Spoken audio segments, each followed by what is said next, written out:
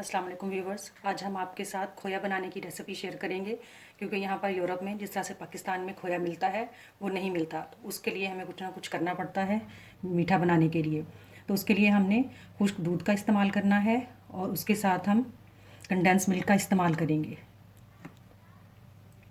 और खुश्क दूध हमने 2 कप लिया है। इसके लिए तकरीबन 6 से 8 चम्मच जो है वो कंडेंस मिल्क का इस्तेमाल होगा। और हमने एक साथ ही कंडेंस मिल्क इसमें शामिल नहीं कर देना, बल्कि एक एक दो दो टेबल स्पून करके हम इसके अंदर शामिल करेंगे और इसको मिक्स करते जाएंगे और आपके साथ शेयर करते हैं कि हम किस तरह से खोया बनाएंगे। हम एक बाउल में पहले खुश्क दूध जो है वो डाल लेंगे।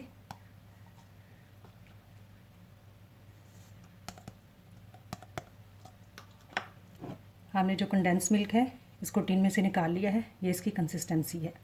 इसे हम थोड़ा थोड़ा करके इसमें डालेंगे और ज़रूरत के मुताबिक इस्तेमाल करेंगे।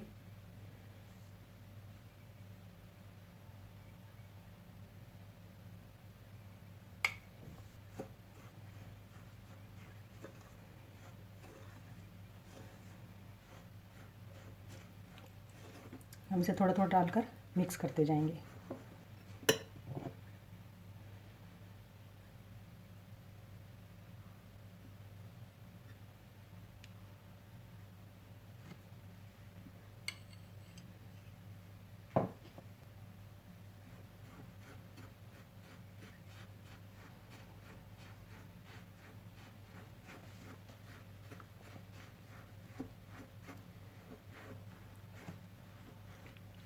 फोर टेबल स्पून हमने इस्तेमाल किया है कंडेंस मिल्क, और अभी ये कुछ इस तरह से हुआ है।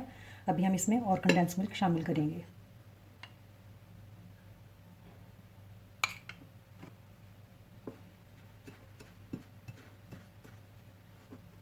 8 चम्मच ही इस्तेमाल किए हैं और बाकी कंडेंस मिल्क जो है वो हमारा बच गया है। पूरे टिन में से हमारा तकरीबन इतना इस्तेमाल हुआ है।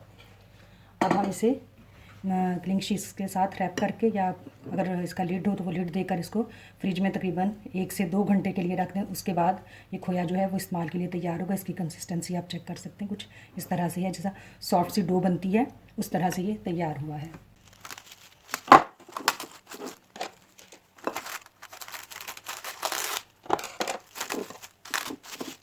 अब हम इसे फ्रिज में रख देंगे। हमने खोए को बनाकर फ्रिज में रखा था और इसको तकरीबन 2 घंटे से ज़्यादा का ही टाइम हो चुका है, तकरीबन 2.25 घंटे हो चुके हैं। अब हम इसे खोलकर इसका टेक्सचर आपको दिखाते हैं। तो इस तरह से हो चुका है। ये काफ़ी सख्त हो गया है, जैसा पहले ये काफ़ी नरम था। अब इसकी शक्ल बिल्कुल जिस तरह से पाकिस्तान से खोया लाते हैं उससे मिलती जुलती हो चुकी है। तो अब ये किसी भी डिश में डालने के लिए, इस्तेमाल करने के लिए तैयार है। उम्मीद है कि आपको हमारी ये रेसिपी पसंद आएगी। शुक्रिया।